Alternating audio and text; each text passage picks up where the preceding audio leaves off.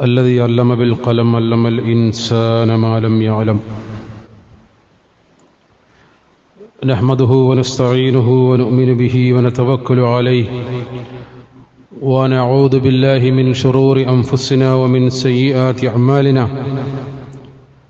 من يهد الله فهو المهتد ومن يضلل فلن تجد له وليا مرشدا. أشهد أن لا إله إلا الله وحده لا شريك له وأشهد أن محمدا عبده ورسوله أرسله بالهدى ودين الحق ليظهره على الدين كله ولو كره المشركون.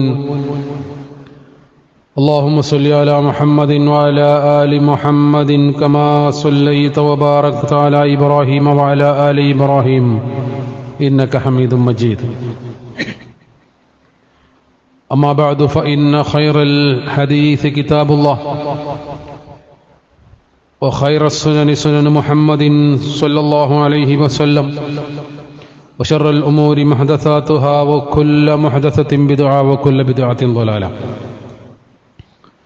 يا أيها الذين آمنوا اتقوا الله حق تقاته ولا تموتن إلا وأنتم مسلمون. സത്യവിശ്വാസികളെ വിശ്വാസിനികളെ,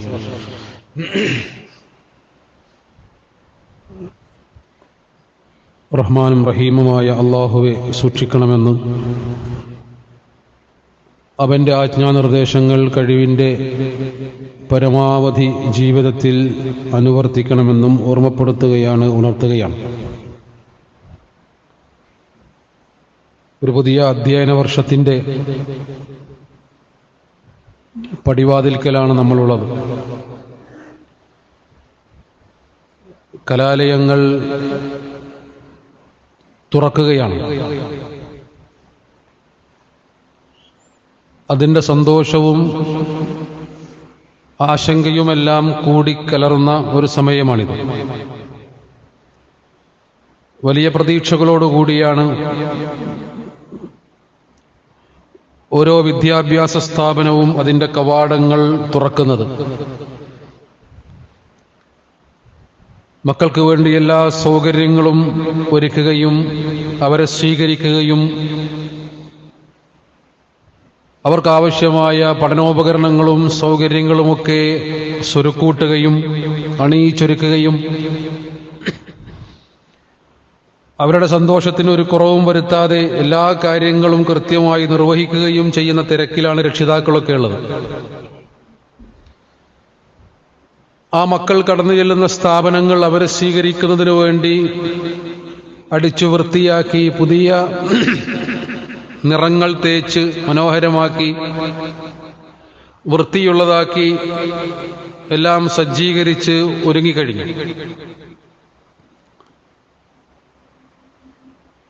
യഥാർത്ഥത്തിൽ മുമ്പ് ഉണ്ടായിരുന്ന പഴയ കാലത്തെ പോലെയല്ല എന്ന്. പഴയ കാലത്തൊക്കെ എന്ന് പറഞ്ഞാൽ 2-3 മാസം വെക്കേഷൻ എന്ന് പറഞ്ഞാൽ അത് വെക്കേഷൻ തന്നെയാണ്. പൂർണ്ണമായി കുടുംബങ്ങളിൽ സന്ദർശനം നടത്താനും അതേപോലെ തന്നെ കളിയിലും തമാശയിലുമൊക്കെയായി കഴിഞ്ഞുകൂടാനും പഠനകാര്യങ്ങളിൽ നിന്ന് പൂർണ്ണമായി വിട്ടുനിന്ന് ഉല്ലാസത്തിലും ആനന്ദത്തിലും നിർദോഷകരമായ വിനോദങ്ങളിലുമൊക്കെ ഏർപ്പെടാനുമൊക്കെ സൗകര്യമുള്ള 2-3 മാസം ആ ഒരു ട്രെൻഡ് ഇപ്പൊ മാറി. ഇതിപ്പോ വെക്കേഷൻ എന്ന് പറഞ്ഞാലും കുട്ടികളെ സംബന്ധിച്ച് പഠനത്തിന്റെ കാലഘട്ടമാണ്. ട്യൂഷനായിട്ടോ സ്പെഷ്യൽ കോച്ചിങ് ആയിട്ടോ മറ്റുള്ള ക്യാമ്പുകളായിട്ടോ സഹവാസ കൂട്ടായ്മകളായിട്ടോ ഒക്കെ ഉണ്ട്. അതൊക്കെ കാലഘട്ടം ആവശ്യപ്പെടുന്ന നല്ല കാര്യങ്ങൾ തന്നെയാണ്. എന്നിരുന്നാലും വെക്കേഷൻ എന്ന് പറഞ്ഞാൽ സാങ്കേതികമായി വെക്കേഷൻ ഇല്ലെങ്കിലും ഒരു പുതിയ അധ്യയന വർഷം തുറക്കുമ്പോൾ നമ്മൾ ആലോചിക്കേണ്ടുന്ന ചില കാര്യങ്ങളുണ്ട്. ലക്ഷക്കണക്കിന് കുഞ്ഞുങ്ങൾ പുതുതായി അവരുടെ വിദ്യാഭ്യാസ പ്രക്രിയയിലേക്ക് പ്രവേശിക്കണം. ആരംഭം കുറിക്കുന്ന കുട്ടികൾ. അതേപോലെ തന്നെ ചെറിയ ക്ലാസ്സുകളിൽ നിന്ന് പ്രൊമോഷൻ കിട്ടി പുതിയ ക്ലാസ്സുകളിലേക്ക് 2-ലുള്ളവർ 3-ലേക്കും 3-ലുള്ള ആള് 4-ലേക്കും 9-ാം ക്ലാസ്സുകാരൻ 10-ാം ക്ലാസ്സിലേക്കും അതേപോലെ തന്നെ 1-ാം വർഷക്കാരൻ 2-ാം വർഷത്തിലേക്കുമൊക്കെ പ്രൊമോഷൻ കിട്ടി. പ്രൊമോഷൻ എന്ന് പറഞ്ഞാൽ ഉയർച്ചയാണ്. പുതിയ കാര്യങ്ങൾ പഠിക്കാൻ പോകണം എല്ലാവരും. ഉപരിപഠനത്തിന് വേണ്ടി സെൻട്രൽ യൂണിവേഴ്സിറ്റികളിലും ഫോറിൻ യൂണിവേഴ്സിറ്റികളിലൊക്കെ പഠിക്കുന്ന മക്കൾ ഇന്ന് ഏതാണ്ട് എല്ലാ കുടുംബങ്ങളിലുണ്ട്.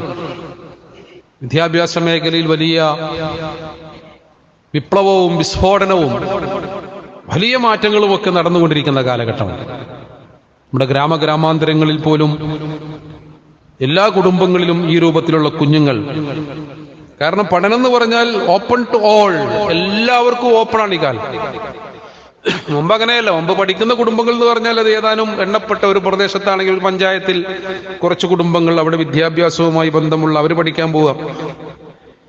ഇന്ന് എല്ലാ കുടുംബങ്ങളിലും പഴയ കാലമല്ല, ആൺകുട്ടികളായിരുന്നാലും പെൺകുട്ടികളായിരുന്നാലും സ്ത്രീ വിദ്യാഭ്യാസത്തിന് ഒരു പരിഗണനയും കൊടുക്കാത്ത ഒരു കാലഘട്ടം നമ്മുടെ സമൂഹത്തിലുണ്ടായിരുന്നു. അതൊക്കെ മാറി ആൺകുട്ടികളെപ്പോലെ തന്നെ, ഒന്നുകൂടി പറഞ്ഞാൽ ആൺകുട്ടികളെക്കാൾ കൂടുതൽ, റിസൾട്ടുകളൊക്കെ നമ്മൾ അനലൈസ് ചെയ്യുമ്പോൾ അത് മനസ്സിലാകും, പെൺകുട്ടികളാണ് പലപ്പോഴും പഠന മേഖലകളിൽ മികവ് കാണിക്കുകയും ഉയർന്നു പോവുകയും കൂടുതൽ തിളക്കമാർന്ന വിജയം കരസ്ഥമാക്കുകയും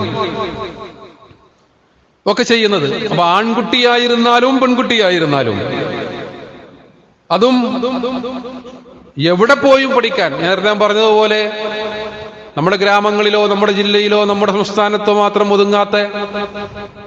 ഒതുങ്ങുന്ന ഒന്നല്ല പഠനം എന്ന് പറഞ്ഞാൽ.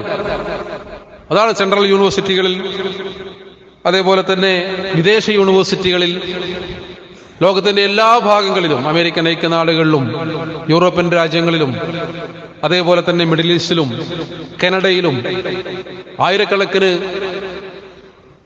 വിദ്യാർത്ഥികളാണ് ഒരേ സമയം അത്തരം സ്ഥാപനങ്ങളിലേക്കൊക്കെ നമ്മുടെ സംസ്ഥാനത്ത് നിന്ന് ഇന്റർവ്യൂ കഴിഞ്ഞിട്ട് വിദേശങ്ങളിലേക്ക് പറക്കുന്നത്. അപ്പൊ ഇങ്ങനെയുള്ള ഒരു വിദ്യാഭ്യാസ സാമൂഹ്യ പരിസരത്തിൽ രക്ഷിതാക്കളുടെ ഉത്തരവാദിത്വം കൂടി വരണം. കാരണം അതിന്റെ സ്പാന് വർദ്ധിച്ചു, അതിന്റെ വ്യാപ്തി വർദ്ധിച്ചു, വൃത്തം വലുതായി. മക്കളും കൂടുതൽ ഉത്തരവാദിത്വത്തോടുകൂടിയും ജാഗ്രതയോടുകൂടിയും അതേപോലെ തന്നെ കാര്യഗൗരവത്തോടുകൂടിയും ഈ വിഷയങ്ങൾ ഏറ്റെടുക്കേണ്ട കാലഘട്ടമാണ്. ഒക്കെ രക്ഷിതാക്കൾ ഇങ്ങനെ ശരിയാക്കി കൊടുക്കുക എന്നുള്ളതല്ല. വിദ്യാഭ്യാസം നേടുന്ന മക്കൾക്കും ആ കാര്യത്തിൽ തങ്ങളുടെ രക്ഷിതാക്കൾ പലരും വലിയ പ്രയാസങ്ങൾ സഹിച്ചുകൊണ്ട്, കാരണം ഇന്ന് ലക്ഷങ്ങളുടെ മുടക്ക് മുതൽ ആവശ്യമുള്ള ഒരു മേഖലയായി വിദ്യാഭ്യാസം മാറിയിട്ടുണ്ട്. സാമ്പത്തികമായി പരിമിതമായ സൗകര്യങ്ങളുള്ള രക്ഷിതാക്കൾ പോലും മക്കളുടെ സ്വപ്നങ്ങൾ സാക്ഷാത്കരിക്കുന്നതിന് വേണ്ടി, അവരുടെ ആഗ്രഹങ്ങൾ പൂവണിയുന്നതിന് വേണ്ടി അവർ വന്ന് റിക്വസ്റ്റ് ചെയ്യുമ്പോൾ അതിനുവേണ്ടി അധ്വാനിക്കുകയും വിയർക്കുകയും ആവശ്യമായ പണം കണ്ടെത്തുകയും അത് പലപ്പോഴും സാധ്യമാകുന്നതിനപ്പുറത്താണെങ്കിൽ പോലും എത്തിപ്പിടിക്കാൻ തങ്ങളെ കൊണ്ട് കഴിയുന്നതെല്ലാം ചെയ്യുകയും, അതൊക്കെ മക്കൾ മനസ്സിലാക്കണം. പലപ്പോഴും ഈ ഇടത്തരം കുടുംബങ്ങളിൽ നിന്നും സാമ്പത്തികമായി പിന്നോക്കം നിൽക്കുന്ന കുടുംബങ്ങളിൽ നിന്നൊക്കെ അങ്ങനെ ഉയർന്നു വരുന്ന വിദ്യാർത്ഥികൾ പലപ്പോഴും അത് മറന്നുപോകുന്ന ഒരു സാഹചര്യം. ഒരുപക്ഷെ സമൂഹത്തിന്റെ സപ്പോർട്ട് കൂടിയായിരിക്കും അവര് വലിയ കലാലയങ്ങൾക്കും വലിയ കോഴ്സുകൾക്കും എത്തിപ്പെടുന്നത്. അവരുടെ പഠിക്കാനുള്ള താല്പര്യം കണ്ടുകൊണ്ട് സമൂഹം അവരെ ഏറ്റെടുത്തതായിരിക്കും. പക്ഷേ അങ്ങനെ ഒരു നിലയിലെത്തുമ്പോൾ ആ സമൂഹത്തോടും കുടുംബത്തോടും തന്നെ സഹായിച്ച ആളുകളോടും തന്റെ കൂടെ നിന്ന പ്രസ്ഥാനങ്ങളോടും തന്റെ മതത്തോടും തന്റെ ആദർശത്തോടും ഒന്നും ഒരു പ്രതിബദ്ധതയില്ലാതെ തോന്നിയ രൂപത്തിലായി പോകുന്ന പല അനുഭവങ്ങളും നമ്മുടെ സമൂഹത്തിലുണ്ട്. സ്വന്തമായി കഴിവുള്ളവർക്ക് അങ്ങനെ ആവാന്നല്ല, പക്ഷെ സമൂഹത്തിന്റെ സപ്പോർട്ടോടുകൂടി അങ്ങനെ ഉയർന്നു പോകുന്ന വിദ്യാർത്ഥികൾ ആ കാര്യം കൂടി ആലോചിക്കേണ്ടതുണ്ട്. അപ്പൊ ജീവിതത്തെക്കുറിച്ച് കൂടുതൽ പരിചയമുള്ളവരാണ് രക്ഷിതാക്കൾ, ജീവിതത്തെക്കുറിച്ച് കൂടുതൽ പരിചയമുള്ളവരാണ് അധ്യാപകർ, വയസ്സിന് മുതിർന്നവർ.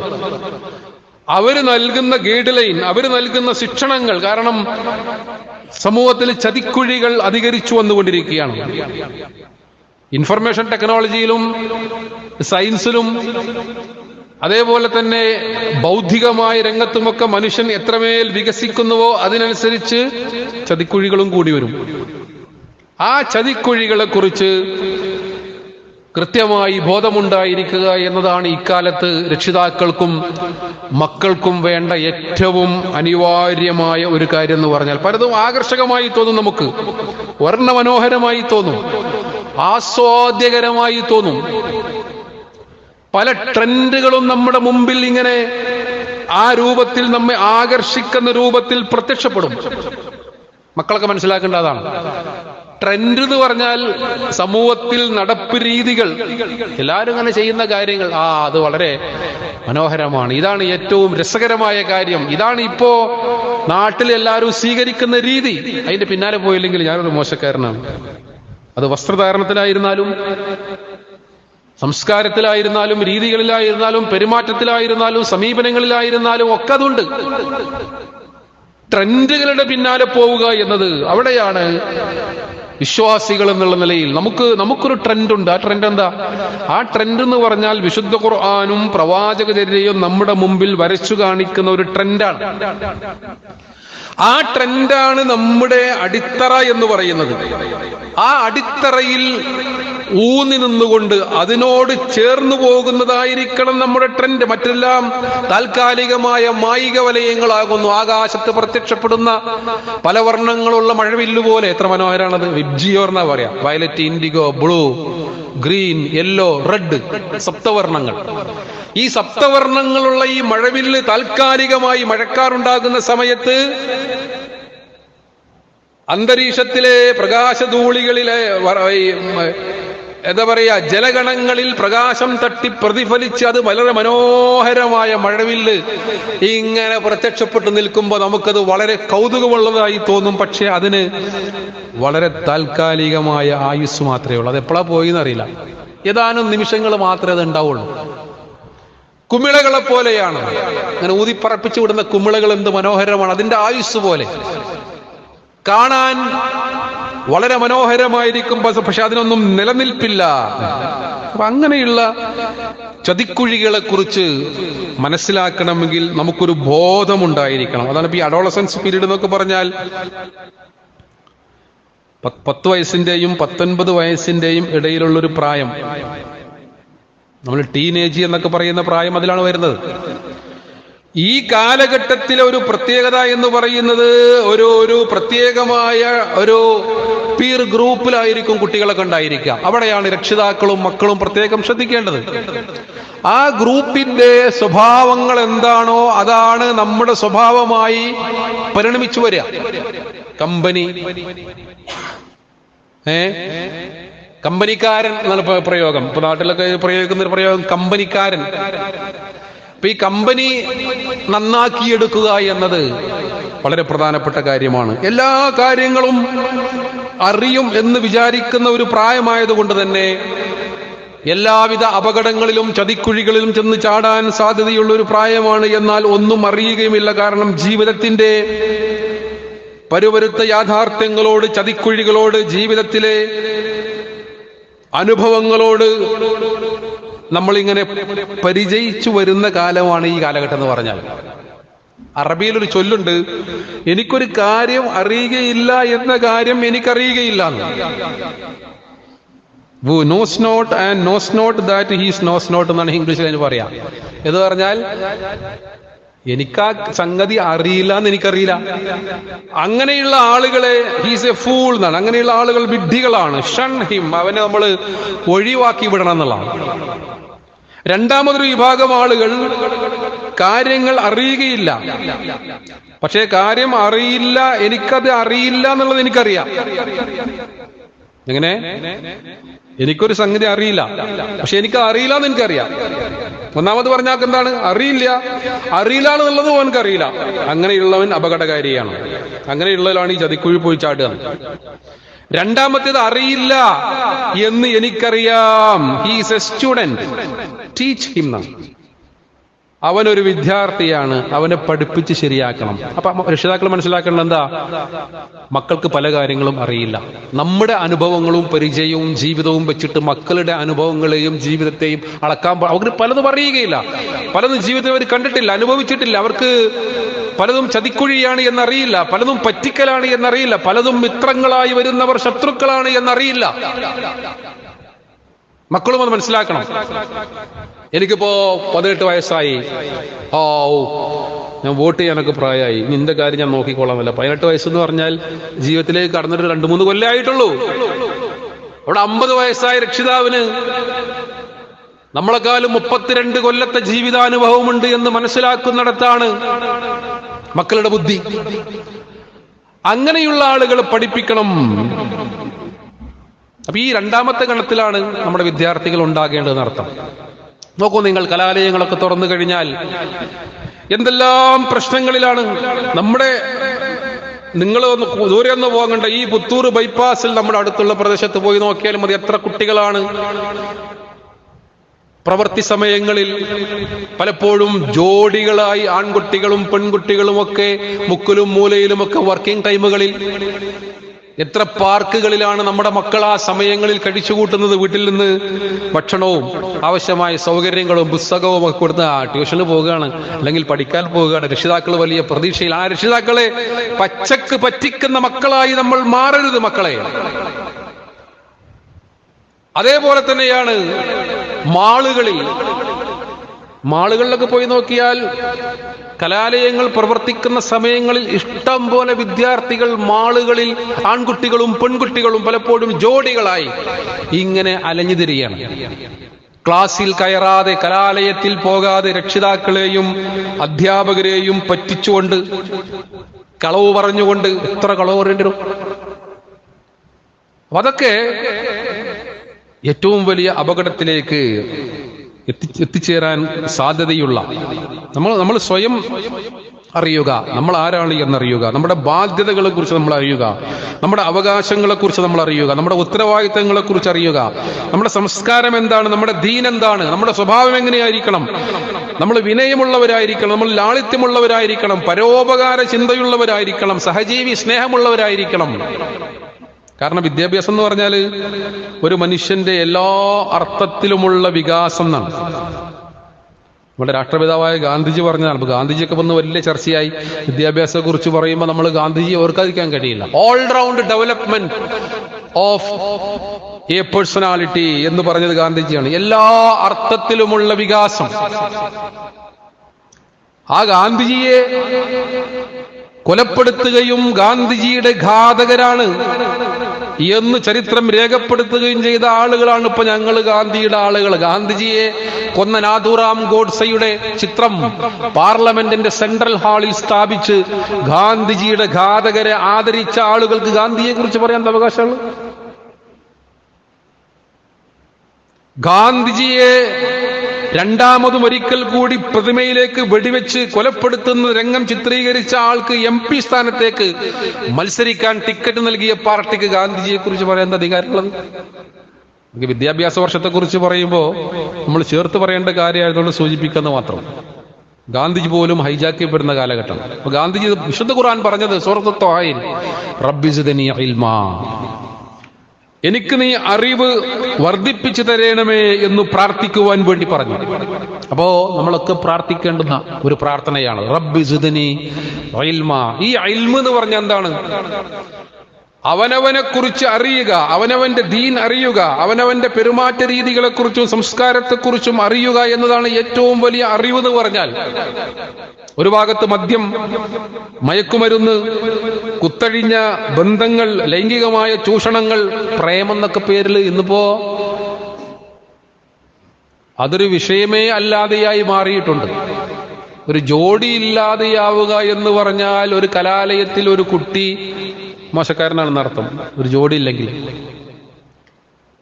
അത്തരം പ്രേമങ്ങളിലേക്ക്, സാമ്പത്തികമായ തട്ടിപ്പുകളിലേക്ക് വിദ്യാർത്ഥികളൊക്കെ വലിയ അപകടങ്ങളിൽ ചെന്ന് ചാടുന്ന ഓൺലൈൻ ഗെയിമുകളെ പോലെയുള്ള. ഞാൻ അറിയുന്ന ഒരു ചെറുപ്പക്കാരൻ കഴിഞ്ഞ ദിവസം ആത്മഹത്യ ചെയ്തു.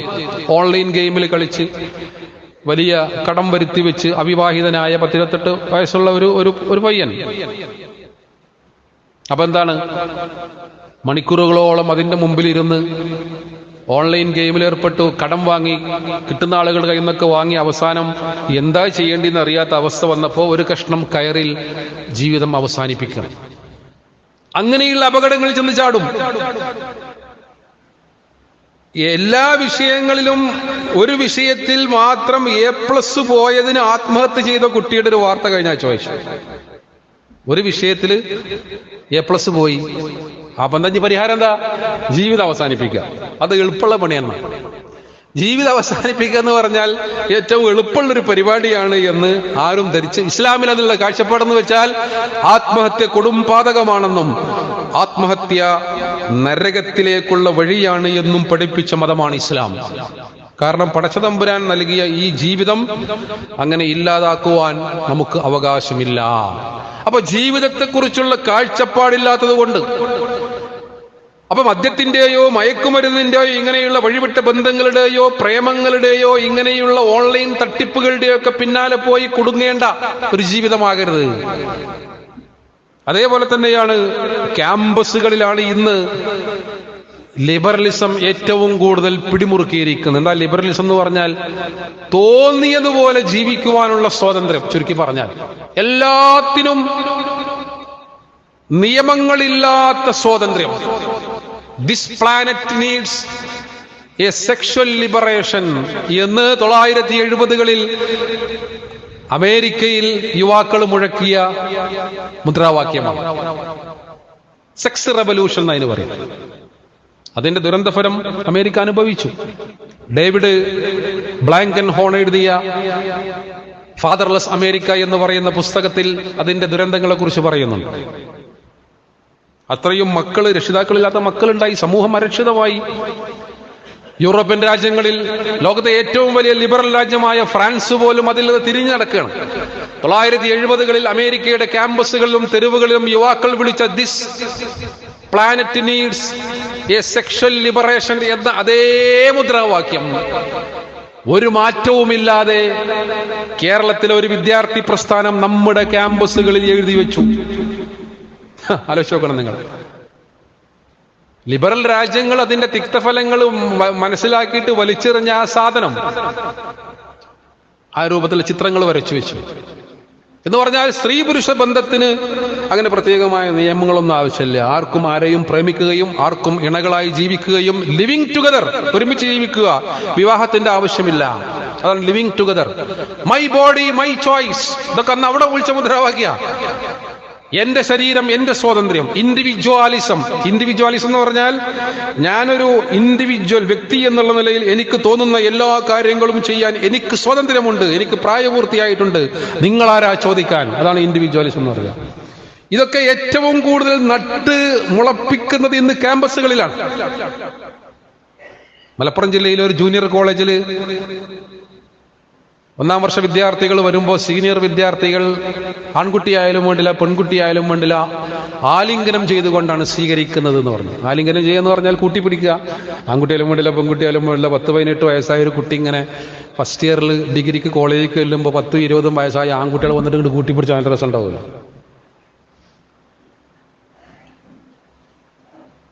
MBBS അഡ്മിഷൻ എടുത്തൊരു കുട്ടി നമ്മുടെ കോഴിക്കോട് ജില്ലയിലെ പ്രസിദ്ധമായ കലാലയത്തിൽ നിന്ന് MBBS നിർത്തിപ്പോന്നു. ഞാൻ അറിയുന്നൊരു കുടുംബത്തിൽ, ഇത് മിമ്പറും വന്നിട്ടില്ലാത്ത സംഗതി പറയല്ല, ഞാൻ അറിയുന്നൊരു കുടുംബത്തിൽ. എന്താ കാരണം? ആ കുട്ടിക്ക് ആ കലാലയത്തിൽ നിൽക്കാൻ കഴിയുന്നില്ല. കാരണം എന്താ? എല്ലാ ദിവസവും ഓരോ പരിപാടിക്ക് ഈ പെൺകുട്ടികളെ പിടിച്ചു കൊണ്ടുപോയി ആ കൂട്ടത്തിലിട്ട് ചാടിക്കളിപ്പിക്കുക. ഈ കുട്ടിക്ക് അതിനോട് ആ കുട്ടി ആ കോഴ്സ് അവസാനിപ്പിച്ചു. ആലോചിച്ച് നോക്കൂ നിങ്ങൾ.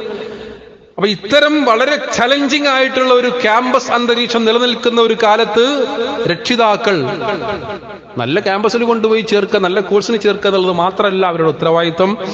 ഈ കാര്യങ്ങൾ അവർക്ക് പറഞ്ഞു കൊടുക്കുകയും ഇതൊക്കെ ചതിക്കുഴികൾ ഇന്നതാണ്, ഇങ്ങനെ പോയാൽ പ്രശ്നങ്ങളുണ്ട്, നമ്മുടെ ജീവിതത്തിന് അത് ഗുണകരമായിരിക്കുകയില്ല, ചിരിച്ചു കാണിക്കുന്ന എല്ലാ മുഖങ്ങളും നമ്മുടെ മിത്രങ്ങളല്ല, അത് ശത്രുക്കളുണ്ട്, സ്നേഹം നടിക്കുന്ന എല്ലാവരും നമ്മെ സ്നേഹിക്കുന്നവരല്ല.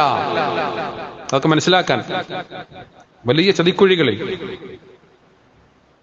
ഓൺലൈൻ അബോർഷന് വേണ്ടിയുള്ള പ്രത്യേക സൈറ്റുകൾ തുടങ്ങിയിട്ട് അതിൻ്റെ ഒരു കണക്കുണ്ടെന്ന് കഴിഞ്ഞ മാസം പുറത്തുവിട്ടെ. കോളേജുകൾ കേന്ദ്രീകരിച്ച് നടക്കുന്ന ഞെട്ടിക്കുന്ന വാർത്തകൾ ഞാനിവിടെ പറയുന്നില്ല. രക്ഷിതാക്കളൊക്കെ ഒരു പക്ഷേ ആശങ്കപ്പെടുന്നുള്ളതുകൊണ്ട് ശ്രദ്ധിക്കണം. വഴിവിട്ട ബന്ധങ്ങളും ചതിക്കുഴികളും കൂടി വരുന്ന കാലഘട്ടമാണ്. അതുകൊണ്ടാണ് ലുക്മാൻ അലൈഹി സ്വലാത്തു വസ്സലാമിന്റെ ഉപദേശങ്ങൾ വിശുദ്ധ ഖുർആൻ ഇങ്ങനെ വിശദീകരിച്ചെന്തിനാ? ലുക്മാൻ അലൈഹി സ്വലാം മകനെ വിളിച്ചുകൊണ്ട് പറഞ്ഞ കാര്യങ്ങൾ എന്തിനാണ് ഖുർആൻ അത് പറഞ്ഞത്? ഒരുപാട് കാര്യങ്ങൾ. യാ ബുനയ്യ അഖിമിസ്സലാ, നമസ്കാരം നിലനിർത്തണം കേട്ടോ. ഏത് ക്യാമ്പസിലായിരുന്നാലും, ഏത് യാത്രയിലായിരുന്നാലും, ഏത് കോഴ്സിന് പഠിച്ചാലും, നിന്റെ കൂട്ടുകാരായിരുന്നാലും ശരി, നീ എവിടെ പോയിരുന്നാലും ശരി, അഖിമിസ്സലാ കേട്ടോ. അത് ഒന്നാമത്തെ പാടാ. നമസ്കാരമാണ് തുടക്കം. അത് ഉപേക്ഷിക്കുന്നതോടുകൂടി പിടുത്തം വിട്ടു. വഅ്മുർ ബിൽ മഅറൂഫി വൻഹ അനിൽ മുൻകർ, നീ നന്മ കൽപ്പിക്കുകയും തിന്മ വിരോധിക്കുകയും ചെയ്യണം. ഇന്നദാലിക വഅ്മുർ ബിൽ മഅറൂഫി വൻഹ അനിൽ മുൻകർ വസ്ബിർ അലാ മാ അസാബക്. മൂന്നാമത്തെ ഉപദേശം നോക്കൂ, നിന്നെ ബാധിക്കുന്ന കാര്യങ്ങളിൽ നീ ക്ഷമിക്കണം.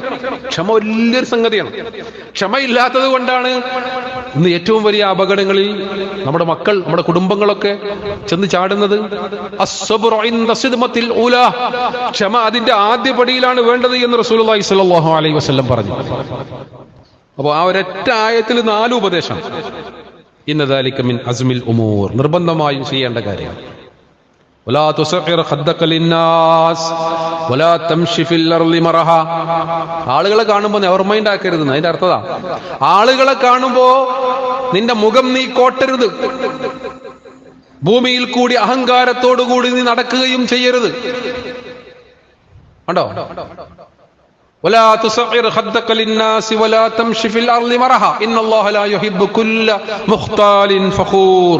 ദുരഭിമാനികളായ ഒരാളെയും അല്ലാഹു ഇഷ്ടപ്പെടുകയില്ല. ദുരഭിമാനത്തിലേക്ക് നമ്മളെ പ്രേരിപ്പിക്കുന്ന നമ്മുടെ സൗകര്യങ്ങൾ. വഖ്സിദ് ഫീ മശീക് വഅ്ളു മിൻ സൗതിക്, നിന്റെ നടത്തത്തിൽ നീ മിതത്വം പാലിക്കണം, നിന്റെ ശബ്ദം നീ താഴ്ത്തണം. ഇന്ന അൻകറൽ അസ്വാതി ലസൗതുൽ ഹമീർ, ഏറ്റവും മോശമായ ശബ്ദം കഴുതയുടെ ശബ്ദമാണ് കേട്ടോ. അങ്ങനെ തത്വജ്ഞാനിയായ ലുക്മാൻ അലൈഹി സ്വലാമിന്റെ ഉപദേശങ്ങൾ. ഉമർ റളിയല്ലാഹു അൻഹു എന്റെ അടുത്ത് മകനുമായി വന്ന വാപ്പാന്റെ ചരിത്രം നമുക്കറിയാം. അവസാനം ഉമർ റളിയല്ലാഹു അൻഹു വാപ്പാനെ കുറെ അങ്ങോട്ട് ഉപദേശിച്ചു എന്നുള്ളതാണ്. മകനിലുള്ള പോരായ്മകൾ തിരുത്താൻ വാപ്പാനോട്. അപ്പൊ രക്ഷിതാക്കളും മക്കളും വളരെ സ്നേഹത്തോടുകൂടി അടിക്കുകയും ചവിട്ടുകയും റൂമിൽ പൂട്ടിയിടുകയും വീട്ടിൽ നിന്ന് പുറത്താക്കുകയും ചെയ്യല്ല. മക്കൾക്ക് പലതും അറിയുകയില്ല. അവരെ സ്നേഹത്തോടുകൂടി അങ്ങനെ അവർക്ക് ഈ ഉപദേശങ്ങളൊക്കെ കിട്ടുന്ന കൂട്ടായ്മകളിൽ ഇടയ്ക്കൊക്കെ അവരെ പിടിച്ചുകൊണ്ടേയിരുത്തണം. എന്നും ട്യൂഷന്, എന്നും ക്ലാസ്, ഒന്നിനും നേരമില്ല. അതിന് മാത്രം ഓടിയാൽ കിട്ടേണ്ടതൊന്നും കിട്ടില്ല. അപ്പൊ ഇടയ്ക്കൊക്കെ വെള്ളിയാഴ്ച പള്ളിയിൽ നേരത്തെ കൊണ്ടുവരിക, ക്ലാസ്സുകളും പഠന ക്യാമ്പുകളും അതേപോലെ ഇതേപോലുള്ള ഉത്ബോധനങ്ങൾക്കൊക്കെ ഇടക്കൊന്ന് കൊണ്ടേയിരുത്തുക. അങ്ങനെയുള്ള വിദ്യാർത്ഥി കൂട്ടായ്മകൾ, യുവജന കൂട്ടായ്മകളിലൊക്കെ നമ്മുടെ മക്കളെയും അംഗങ്ങളാക്കുക. ഒരു ഒഴുക്കിന്റെ കൂടെ ഇങ്ങനെ പോകുമ്പോൾ ഇങ്ങനെ പോയിക്കോളും. ഒറ്റപ്പെട്ട ആടുകളെയാണ് ചെന്നായ പിടിക്കുക എന്ന് പറയാറുണ്ട്. അപ്പൊ കുറെയൊക്കെ നമ്മൾ ബോധപൂർവം തിരുത്തലുകൾക്ക് ശ്രമിച്ചാൽ മാത്രമേ ഇന്ന് എല്ലാ തിന്മകളുടെയും വിപണിയായ കലാലയങ്ങളുടെ അപകടങ്ങളിൽ നിന്ന് നമ്മളെ മക്കളെ രക്ഷിക്കാൻ കഴിയൂ. കാലഘട്ടം അങ്ങനെയായി മാറിയിട്ടുണ്ട്. SLC പാസ്സാകുമ്പോൾ മകന് കൊടുക്കുന്ന ഓഫർ ഏറ്റവും നല്ല മൊബൈൽ വാങ്ങിത്തരാന്നാണ്. കുഴപ്പമൊന്നുമില്ല. പിന്നെ അതിൽ വാങ്ങിക്കൊടുക്കുന്നതോടുകൂടി ഫുൾ ടൈം ഐമലായി. മകൾക്ക് ഇത് വാങ്ങിക്കൊടുക്കുന്നതോടുകൂടി പിന്നെ എല്ലാ കണക്ഷനുകളുടെയും തുടക്കമായി. ഇന്നിപ്പോ കുട്ടികളെ റൂമിൽ നമുക്ക് അടച്ചിടാനൊന്നും കഴിയില്ലല്ലോ. കാരണം ബന്ധങ്ങൾ ഓപ്പണായി. ഒരു ഇന്റർനെറ്റും മൊബൈലും ഉണ്ടെങ്കിൽ ഒരാളെയും നമുക്കൊന്നും ചെയ്യാൻ കഴിയില്ല. അവിടെയൊക്കെ ധാർമ്മികമായ മൂല്യങ്ങൾ നിരന്തരമായി നീ ഉത്ബോധിപ്പിച്ചുകൊണ്ടേയിരിക്കുക. ഉത്ബോധനം ഈമാനുള്ള ആളുകൾക്ക് ഉപകാരപ്പെടും. അപ്പൊ നമ്മുടെ വീട്ടിൽ അങ്ങനെ ഒരു അന്തരീക്ഷം ഉണ്ടാക്കിയെടുക്കാൻ ശ്രമിക്കുക. ക്വാളിറ്റി ടൈം സ്പെൻഡ് ചെയ്യുക എന്ന് പറയും സൈക്കോളജിയിൽ. മക്കളുമായി, കുടുംബാംഗങ്ങളുമായി, ഭാര്യയുമായി അല്പമൊക്കെ സമയം ചെലവഴിക്കുക. നമ്മുടെ ബിസിനസ് കാര്യങ്ങൾ, ഓട്ടം, സംഘടനാ പ്രവർത്തനം, രാഷ്ട്രീയ പ്രവർത്തനം, സാമൂഹ്യ പ്രവർത്തനം, ഇതമ്മ പോക്കരാക്കാന്ന് ചോദിച്ചാലല്ലോ പണ്ട് പഴയ ആളുകൾ ചോദിക്കുന്നൊരു ചോദ്യമാണ്. വീട്ടിലൊരാൾ ഇങ്ങനെ രാത്രി കുട്ടികൾ കിടന്നിട്ട് മൂപ്പര് വരുള്ളൂ, രാവിലെ പോവുകയും ചെയ്യും. ഒരു ദിവസം എന്തോ ഒരു പ്രശ്നം ഉണ്ടായ ദിവസം മൂപ്പര് വീട്ടിലുണ്ടായപ്പോ കുട്ടി ചോദിച്ചു എന്നാണ്. കാരണം ബാപ്പാന്റെ പേര് പോക്കരാക്കയാണെന്ന് കുട്ടിക്ക് അറിയാം. അപ്പൊ കുട്ടി ചോദിച്ചു എന്നാണ്, എന്താ നിങ്ങള് പറഞ്ഞ പോക്കരാക്കാന്ന് ചോദിച്ചെന്നൊരു കഥ പഴയ കാലത്ത് പറയാറുണ്ട്. അങ്ങനെ ആവരുത് നമ്മൾ. ക്വാളിറ്റി ടൈം സ്പെൻഡ് ചെയ്യുക എന്നുള്ളത്, നമ്മുടെ സമയം വളരെ വാല്യുബിൾ ആണ്. അത് കുടുംബവുമായി സ്പെൻഡ് ചെയ്യുകയും മക്കളെ ചേർത്ത് പിടിക്കുകയും അവരെ സ്നേഹിക്കുകയും അവർക്ക് ആവശ്യമായതെല്ലാം നമ്മൾ കൊടുക്കുകയും അത് കിട്ടാതെയാകുമ്പോൾ അത് കിട്ടുന്നിടത്തേക്ക് അവർ തേടി. എന്തുകൊണ്ടാണ് ഭാര്യ ഭർത്താക്കന്മാർക്കിടയിൽ പ്രശ്നമുണ്ടാകുന്നത്? ഭർത്താവിന് ആവശ്യമുള്ളത് ഭാര്യയുടെ അടുത്തുനിന്ന് കിട്ടണം, എല്ലാം കിട്ടണം. ഭാര്യയ്ക്ക് ആവശ്യമുള്ളത് ഭർത്താവിന്റെ അടുത്തുനിന്ന് കിട്ടണം, എല്ലാം കിട്ടണം. ഞാൻ ഊന്നി പറയുകയാണ്, അല്ലെങ്കിൽ തേടിപ്പോകും. മനുഷ്യൻ അങ്ങനെയാണ്. മക്കൾക്ക് ആവശ്യമുള്ള സ്നേഹവും പരിചരണവും അവർക്ക് തുറന്നു പറയാൻ സാധിക്കണം. മാതാപിതാക്കളായിരിക്കണം അവരുടെ ഏറ്റവും ഇന്റിമേറ്റ് ഫ്രണ്ട്സ് എന്ന് പറയുന്നത്. അപ്പൊ അത് വലിയൊരു വിഷയമാണ്, നമുക്കൊക്കെ അറിയുന്ന വിഷയമാണ്. ഞാൻ സൂചിപ്പിക്കുന്നത്, ഒരു അധ്യാപകൻ എന്നുള്ള നിലയിൽ ഒരുപാട് അനുഭവങ്ങളുടെ ഓളങ്ങൾ എന്റെ മനസ്സിലൂടെ കടന്നു പോകുന്നു. അതുകൊണ്ടുകൂടി പറയുകയാണ്, ക്യാമ്പസുകളൊക്കെ മോശമാണെന്നല്ല, കാലഘട്ടം അങ്ങനെയാണ്. നമ്മളെ നിയന്ത്രിക്കുകയും സ്വയം പരുവപ്പെടുകയും പ്രാർത്ഥിക്കുകയും ചെയ്യുക. വിശുദ്ധ ഖുർആൻ പറഞ്ഞ വല്ലദീന യഖൂലൂന റബ്ബനാ ഹബ് ലനാ മിൻ അസ്വാജിനാ വദുർരിയതിനാ ഖുർറത അയുനിൻ വജഅൽനാ ലിൽ മുത്തഖീന ഇമാമ എന്ന് പ്രാർത്ഥിക്കുന്നവരാണ് യഥാർത്ഥ വിശ്വാസികൾ. ഇബാദുർ റഹ്മാന്റെ ഒരു ക്വാളിറ്റിയാണ്. നമ്മൾ പ്രാർത്ഥിക്കണം, കഴിയുന്നതൊക്കെ ചെയ്യണം, ബാക്കി പഠിച്ചവനെ ഏൽപ്പിക്കണം. എന്താണ് പ്രാർത്ഥന? റബ്ബനാ ഹബ് ലനാ മിൻ അസ്വാജിനാ വദുർരിയതിനാ ഖുർറത അയുൻ. ഞങ്ങളുടെ ഇണകളെ കാണുമ്പോൾ, ഭാര്യമാരെ കാണുമ്പോൾ എന്നല്ല അതിന്റെ അർത്ഥം, ഇണകളെ കാണുമ്പോൾ എന്നാണ്. ഭാര്യയ്ക്ക് ഭർത്താവിനെയും ഭർത്താവിന് ഭാര്യയെയും കാണുമ്പോ, മക്കളെ കാണുമ്പോ, സന്താനങ്ങളെ കാണുമ്പോ കണ്ണിന് കുളിർമയുണ്ടാകണമേ എന്ന് കാണുമ്പോൾ തന്നെ ഒരു സന്തോഷം. പടച്ചോൻ സഹായിക്കും. നിരന്തരമായി പ്രാർത്ഥിക്കുക. അല്ലാഹു സുബ്ഹാനഹു വ തആല എല്ലാവിധ അപകടങ്ങളിൽ നിന്നും നമ്മയും നമ്മുടെ കുടുംബത്തെയും കാത്തുരക്ഷിക്കുകയും കൺകുളിർമയുള്ള മക്കളെയും ഇണകളെയും നൽകി അവൻ നമ്മെ എല്ലാവരെയും അനുഗ്രഹിക്കുകയും ചെയ്യുമാറാകട്ടെ.